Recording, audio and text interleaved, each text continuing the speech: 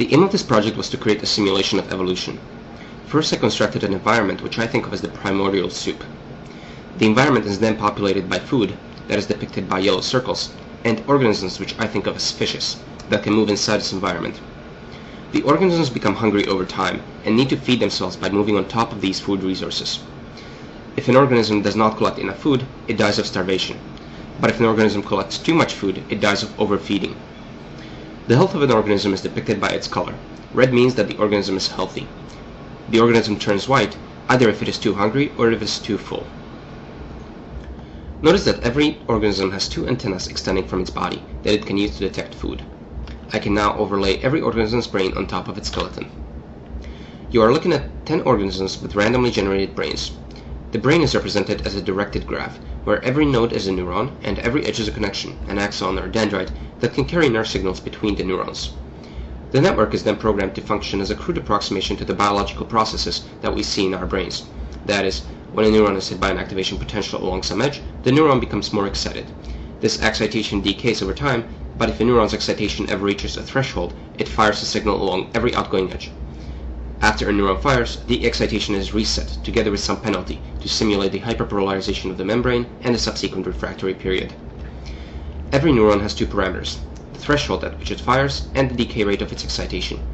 Similarly, every edge has two parameters, the speed at which the edge transmits the signal, which models the myelin coating of the axons, and the strength of the connection.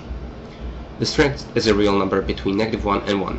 If the strength is below 0, the edge is inhibitory, and impulses traveling down this edge actually decrease the excitation of the target neuron. The input-output conventions for each organism are as follows. Every food resource generates an exponentially decaying smell. The firing frequency of the two input neurons at the antennas is directly proportional to the summation of all smells. In other words, the neurons in the antennas fire more frequently when they are close to a food resource. Every organism has 3 output neurons that change its position and orientation in the environment. There are 2 output neurons on the sides of every organism. When these 2 neurons fire, they turn the organism either left or right. And if the neuron at the tail fires, it propels the organism forward. There is one more sensory neuron that I call the fullness neuron. Its firing frequency is proportional to the fullness of the organism. So as the organism gets full, the neuron will start to fire more rapidly and convey this information to the brain. The last special kind of neuron is what I call a clock neuron, which fires at a regular frequency and introduces background activity into the brain. And finally, a genetic algorithm is implemented to seek an organism that can survive well in this kind of environment. The fitness is measured in a number of simulation ticks that the organism survived. First, a big initial population made up of random organisms is placed into the environment and evaluated. Then, standard sexual reproduction consisting of both crossover and mutation is used to generate new offspring from the successful organisms. I will now show you a couple of organisms that evolved a good brain structure via this approach. The organisms you see now are a result of about a day of computation. The organisms seem to have evolved a good food-seeking system and can easily locate food resources.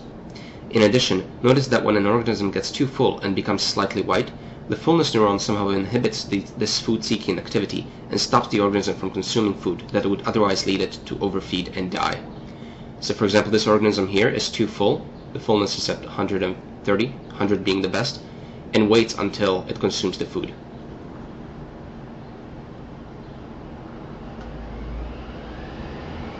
So this organism is actually pretty full, but it keeps on going until it finds food in front of it, and that's when it stops. So there's some kind of an AND gate that developed that stops it only if it's full and there is food in front of it. So it stopped now, and it's probably going to wake up soon to consume the food. Clever.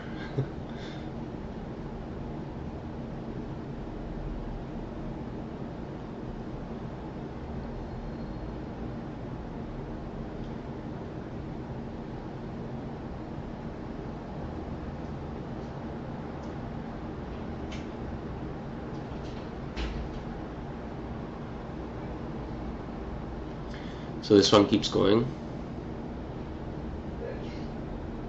and now it stops, and now it takes the food.